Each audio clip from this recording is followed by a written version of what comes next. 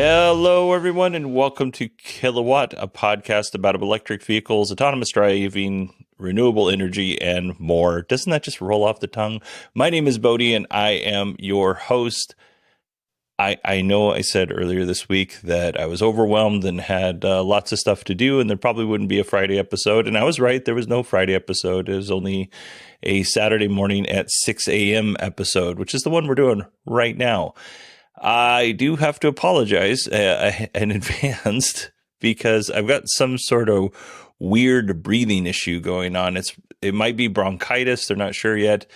It's probably not pneumonia, but I'm wheezing a lot, despite the fact that I'm on albuterol and prednisone. Every now and again, you're going to hear me wheeze, and I'm not going to cut it out. I'm also breathing a little heavier than normal, although right now it seems like it's okay because I got that tightness in the chest when everything's all constricted and it's difficult to breathe. I don't have asthma, so this is a weird thing that's going on. But yeah, so there you go. You're caught up. What are we going to talk about on today's show? We're going to talk about Chevy pausing the 2024 Blazer EV. We're going to talk a little bit about what NIO announced on their NIO Day. We're going to thank our patrons. And we're going to get into a little bit of Tesla news that's going to end negatively, but I don't think it's such a negative thing. So, but it's going to feel negative at first. Before we start, I do want to let you know that there's a really good episode of the SMR podcast where Chris Ashley goes over his trip from North Carolina to Tennessee to pick up a trailer, and then from Tennessee back to North Carolina with that trailer. And I think he said his trailer was about 5,000 pounds. So if you want to know how an F-150 Lightning does towing through the mountains of Tennessee and North Carolina, or just in that general area, listen to that episode. It's really, really good. I'll put a link in the show notes, but it's also called the SMR Podcast. And we have some recommendations for stories from SMR podcast host Rob Dunwood. So stay tuned. Fisker delivered 4,700 Fisker Oceans in 2023, and honestly, way more than I thought they would. Despite the fact that I am seeing people posting pictures of them on Twitter more and more. Again, I know I've seen one, maybe two. I thought I saw a third one, but it turned out to be a different car entirely. So I'm pretty sure I've seen two in my area. So good on you, Fisker. That's really good compared to where I genuinely thought they'd be about 800. And that would have been my prediction when they announced that they were starting deliveries, not based on their last quarter's earnings report. All right. Let's see. Chevy has paused sales for the 2024 Chevy Blazer EV. And you might be asking yourself, they just released this thing. What could possibly be wrong with it? Well, turns out software issues. It's not very good. Turns out, remember when we talked about how the GM executives shouldn't be throwing shade at companies like Apple and Google for their unsafe Apple CarPlay and Android Auto? Well, it turns out that your software is not so great either. They said that GM said that it's not for safety issues with the software. And it only affects a limited number of vehicles when you only have, a few hundred vehicles or a few thousand vehicles out there. I would imagine that limited number is all of the vehicles because it's a software issue, but I guess the quality for the software is bad. Kevin Williams from Inside EVs got a chance to drive the Blazer and more than just a little test drive around a track. They actually got a journalist drive.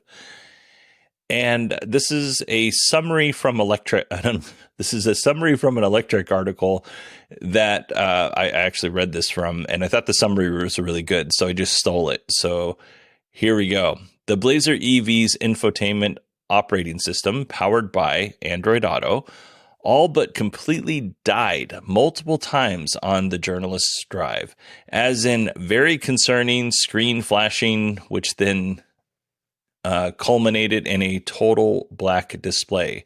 No apps, no navigation, no charging route. Bizarrely, the software was able to be reviewed temporarily, which means that when they handed over the car to the journalist, they're like, hey, review the whole car. There's no NDAs. And then they said, well, hold on. For everybody else, there's going to be an NDA. And then there was some charging issues, and that may or may not have been the Blazer's fault. It also could have been the network that they were using, their fault. I believe they were using Electrify America for that. But there was also early charging issues with the Hummer EV. You'd think that they would have had that worked out on Chevy's side, and maybe they did. I don't know. But yeah, turns out software is really hard. Who knew? I did. Me and everybody who's ever worked at a software company creating something, except for the marketing people in those software companies, because in my experience, they didn't understand it at all. All right, let's move on to our first Rob Dunwood recommendation. Rob, I was on a call with him earlier this week, and he's like, hey, what do you think about the Chinese cell phone maker Xiaomi building an EV? And I said, what now? And he said, yeah, they built an EV to compete with Tesla and Porsche. It's like, that's crazy. A cell phone company jumping into electric vehicles seems like a stretch. But if you remember, NIO jumped into cell phones. NIO, the electric car company in China, said, hey, we're going to do cell phones now and electric cars. So yeah, that's kind of cool. It's going to be called the SU7 Sedan, or the Su-Chi. Hopefully I said that right. It has very ambitious specs and features, which I'm not going to talk about now because by the time the car comes out, very little of that stuff will be actually true. But we'll see what happens as we get closer to release. This is kind of a cool thing. I highly doubt that we're going to see anything over here in North America, or at least in the United States, because of our relationship. Xiaomi phones, as far as I know, aren't sold here. You can buy one, import it, and use it here. But I don't believe, because of some government stuff, that stuff is sold here. Our next Rob recommendation, Rob caught me completely off guard this week. Volkswagen and JAC Group in China have previewed the first sodium-ion battery, or excuse me, I should say this first electric vehicle featuring a sodium-ion battery. So sodium-ion is cheaper than lithium. It's about 10% cheaper, but it's got lower energy density than lithium-ion batteries. There's definitely some trade-offs, but some of the benefits of the sodium-ion battery are better low-temperature performance, better charging speeds, longer life, less degradation, and they're less prone to overheating. So that's cool. This is a 5-seater vehicle. It'll be called the Flower Fairy. It's called something else in Chinese, which I was not able to pronounce or read, so I'm going to stick with Flower Fairy. The battery on this vehicle is quite small. We're looking at 25 kilowatt hours, which will get you about 250 kilometers or 150 miles, according to JAC Group and Hyundai. But this is definitely a test. They are testing the waters with this EV. I don't really know when it's going to come out. We'll never see it here in the United States, and nobody listens to my show in China, but it'll almost be a Chinese exclusive, at least initially. So we'll keep an eye on this as it goes. And if you don't know who JAC Group is, in China, Western automakers, or foreign automakers, I guess would be a better term, they have to partner with a Chinese manufacturing group. And JAC is VW's partner in China. And actually, right now, it looks like Volkswagen owns about 50% of JAC Group, which is another thing Rob told me. This guy, he talks about tech news on the Daily Tech News Show and the SMR podcast. And he's beaten me to stories over here on the Kilowatt podcast, where I exclusively talk about electric vehicles. Anyway. 25 kilowatt hour battery, 250 kilometers, about 150 miles. This is great. Sticking on a story with the Volkswagen Group. Volkswagen Group has adopted the NACS standard. You might know that. This isn't exactly new news, came out last week. But the Volkswagen Group includes Volkswagen, Audi, Porsche, and Scout, which is a brand they're reviving and should be out here, I think, in 2025 or 2026. So I think it's just Stellantis here in North America that has not fully embraced the NACS adapter for electric vehicles. If I'm wrong on that, let me know. I can't think of another company right off the top of my head, though. One more story about NACS and we'll move on. The NACS standard has received support from the White House now that the Society of Automotive Engineers has made it into a standard and it belongs to the world instead of belonging to Tesla. The White House has said, yeah, this is a good thing. We should definitely be doing that. All right, I mentioned we were going to talk about NIO, so let's do that. NIO Day was held this week. NIO Day is where NIO shows off all of their cool stuff that they're doing.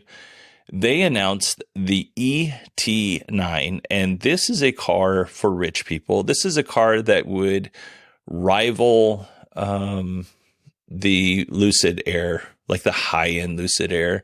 This is a 4-seater vehicle in the back. This is where everything interesting is in the car, because that's where the owner of the car sits, is in the back. The driver sits up front. I'm sure there's plenty of cool stuff up there, but the luxury is really in the rear of the vehicle. You get an executive bridge with comfy seats and a sizable console between those seats. So think of 2 very fluffy recliners and a big old console in the middle with a swivel table between the 2 seats. It looks really nice. Some of the features they announced are steer-by-wire, which we talked about with the Cybertruck, and it also has rear wheel steering. In the pictures, this car didn't look all that long, but in countries that aren't in North America, sometimes you have to make tighter turns than we do here in the U.S. So, yeah, I'm guessing the rear wheel steering is to help for maneuverability in some of those cities that are a little bit tighter turning radiuses. Active suspension, 900-volt architecture. They say 158 miles of charge in 5 minutes, or 255 kilometers of charge in 5 minutes. And again, this is all a big we'll see. I think that NIO is a really good company with really good investors. They'll probably come closer to hitting the features that they announced than Xiaomi will come with the features that they announced. But yeah, as far as the rest of the features, we'll see when the car comes out and go from there. We're expecting this car in first quarter of 2025. So yeah, it's cool. It's cool looking car. One more NIO story before we go. The United Arab Emirates invested in another investment firm, which invested in NIO. And they invested $2.2 billion in NIO. So that's a sizable amount. But NIO is going to burn through this money pretty quickly if they don't pull their act together. Because right now, they are currently losing about $12,000 for every car that they sell, which is not a good business model, especially when you consider this company's been around since at least 2018, probably a little bit before that, but they've been selling cars since at least 2018. And when you consider that they are taking over factories and they're trying to get their more affordable model line going, $2.2 billion may not be enough, which seems like a weird thing to say, doesn't it? All right, it is that time for a Patreon plug. I want to make sure to thank everybody who supports this show, not only financially, but all the folks who email in with great information. We have a very educated audience, which is intimidating hosting this show because there are people with lots of titles behind their name that listen to this show that I'm not going to go into. But we got smarty pants people who listen to this show, and why you listen to me stutter through it every week is beyond me. But I do appreciate each and every one of you for doing it. It really means a lot.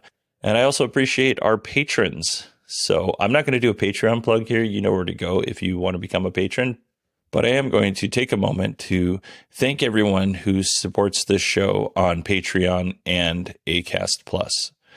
And I'm gonna do dates here, and I'm gonna put them in order. So 2018 patrons, the first year that I started the Patreon. I actually started this podcast, I think, in 2016. The patrons started 2 years later. So here we go. James from True North EVs, Mark, Nate, Cameron, Dawn, and Dale. Next up, we have Sierra. My kid supports the show. She doesn't listen, but she supports it. She doesn't need to. Anyway, Chris and Chip. That was 2019. In 2020, we have Tommaso. 2021, we had Rolando, Michael Muskie, Bruce C., Howard, which is a little reminder here that Howard may or may not have written a whole album called The Piano Inside My Mind. So I'll put a link to that in the show notes if anybody's curious. And you can see how talented the people in this community are. Moving on with our thank yous, we have Isaiah, Bruce W., Steve S., Jerbo, Joseph. That's all in 2021. Big year in 2021 for this podcast. And then we go to 2022 with Friendly Sleet 66, one of my favorite usernames, Alan, Alex, Stephen E., Christopher R., and that rounds out 2022. Moving on to 2023, we have David C., Don Mo Cowbell, another great one, Jaime, Chris B., and now there's a couple of Chris B's that we have. So it's the Chris whose last name begins with a B and ends with an E. So yeah, thank you very much. Gene Scott Ravi, Electron Raceway Fabricator. These are so clever. Charles F. Just another Nick. You're the only Nick on this list, Nick. So thank you. Sean, John B., Paul, and Charles S. Thank you all so much for supporting this show. If I didn't give you a little shout out, it's because I don't know if you want me to say anything about you. And then in some cases, I genuinely don't know anything about you. But I love you all the same, just like I love my kids all the same. My daughter, a little bit less today than I did yesterday, but I'm sure she'll recover. Anyway, no, I love my daughter. She's a really good kid. We just had a moment.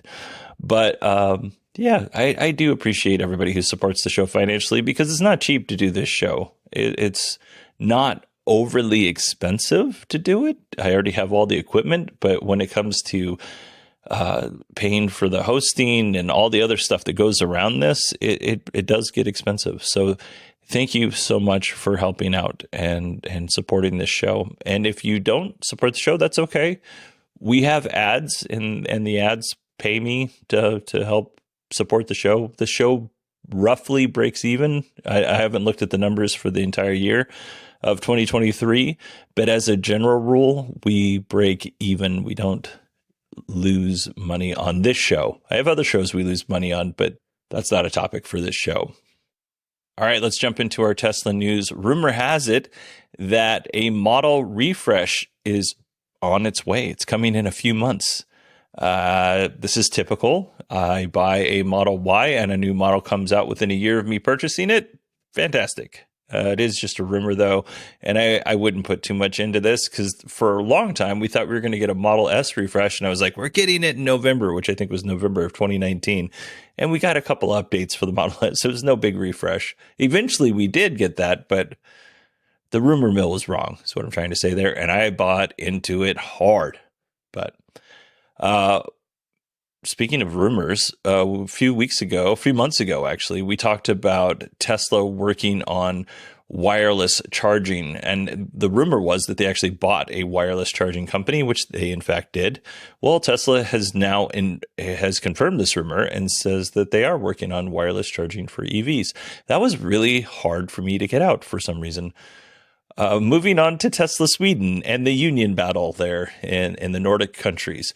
I'll be honest, I did not think that this would be so polarizing for folks in the community. I want to say everybody who has emailed in, and there were folks that I had not heard from yet who listened to the show who emailed in on this topic. Very, very polarizing, but everybody was very respectful, which is something I really appreciate because it was not like when I first started doing this podcast, Some guy was like, "Hey, you suck and you stutter," and I was like, "I know." I'm aware of all of these things. How do you think I should get better? And he didn't email me back. So yeah, if you still listen, I'm waiting. Anyway, we're going to talk a little bit about the union issue as it pertains to Tesla, because I think it's relevant. And we do have people who listen in the Nordic countries. Tesla has lost an appeal to get the Swedish postal service PostNord to deliver packages to Tesla, which includes license plates so they can deliver cars. And I don't know if this was a lawsuit against the postal service or a lawsuit against the organization that assigns license plates, because they wanted them to use a different shipping service. And they said, nah, we're going to use PostNord to deliver your packages. Sorry. Well, they sued and they lost, and then they sued again and they lost again. So there you go. So what is Tesla to do? They are now delivering cars without registered license plates. So they deliver the car and the license plate will arrive to the new owner, where PostNord will happily deliver it within a few days after taking delivery. Not optimal, but a good workaround. And then Nordic institutional investors, these are a group of folks that are managing over $1 trillion in assets, say that they are deeply concerned about Tesla's attitude towards workers' rights in Sweden, and demanded that Tesla sign the collective bargaining agreement. And if there's more than one agreement, I'm not really sure here, they want them to sign the collective bargaining agreements. And they even sent Elon Musk and Tesla a letter, a politely worded letter, that they should do this. They should sign it, and they should be respectful of the social norms in these countries. I doubt Tesla's going to do anything. You would think that this investor group, whatever they're called, it's almost 6:30 in the morning. My brain's not quite up to speed yet. But you'd think this group of investors would say, hey, if you don't do this, we're going to remove our investments in you. But they did not say that they would sell their stake in Tesla. They just shared their concerns. So take that for what you will. Last story. And this is a big doozy. Apparently, some parts on Teslas, the across the model line, were known to fail internally in Tesla, and in some cases fail spectacularly. And that seems right that they should know that. They should have all of that data. And that's not really a big issue. That happens. The issue is when these parts failed, in some cases, Tesla would blame the customer and make the customer responsible for the repairs. Now, Tesla has built a whole reputation on excellent customer service, and it's still really high as it stands today. So why would a company who knows that these parts are faulty go down the line of blaming the customer? And the reason why, I would guess, is because those parts are expensive and they didn't want to deal with it. And they knew there was a problem, and they're like, well, if this comes up down the road, we'll deal with it. I'm going to give you two examples here. One is a customer had a front wheel fall off while driving on autopilot at 60 miles per hour, which I'm sure was terrifying. The other example is a nice family spent a sizable amount of their savings on a Model Y. So they bought it, let's say, on a Monday. They get their car, they're super stoked. We got a Tesla, it's electric. Oh, this is exciting. So maybe they get their car with, let's say, 12 miles on it. They go out and they put another 103 miles on the car, a total of 115 miles on the odometer. They are hanging out. Maybe they went to lunch. They're pulling into their neighborhood to go home and charge their new car. And from a low speed turn, the Model Y's front right suspension completely collapses. And at this point, I'm imagining that the owners, A, are terrified, because that's not normal for a new car. And B, I would imagine that they're really bummed because they got this beautiful car. They spent a lot of money on it. And now this happens. And, it's got to be a bummer. It's going to be an inconvenience for them. But I'm imagining through this, there is a little bit of optimism because Tesla has a good name for customer service, and the car has 115 miles on it, and it's a day old, and they've had it for 1 day. Tesla's going to warranty this. No big deal. So they call Tesla, bring out a tow truck, flatbed the truck to the Tesla service center. Tesla takes a look at it, and they go, you know what? There's previous suspension damage on this car. We're not going to warranty it. Sorry. Pay us $14,000 and we'll fix it.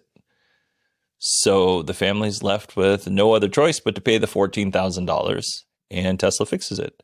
And then the family's like, this sucks. Not a great experience. They sell the car for $10,000 less than they paid for it. So now they're down $25,000 because Tesla didn't want to warranty their parts. And they knew that these parts were failing. Tesla was instructing their service departments to tell customer the broken parts were not faulty and were therefore not covered under warranty, even though that Tesla knew that these parts were faulty. And a lot of the issues were suspension and steering issues. And I don't know why I said issues so weird. A lot of the issues were dealing with suspension and steering. It's coming to an end, folks. So why would Tesla risk their brand like this? And the reason why is they're a company. They're trying to make money. And all of the automakers do this. I've owned several Volkswagens in my life. I love Volkswagen cars. I think they're great. At least twice in my lifetime, I've received a refund from Volkswagen for an issue that I thought should have been covered under warranty. And they said, nope, not covered under warranty.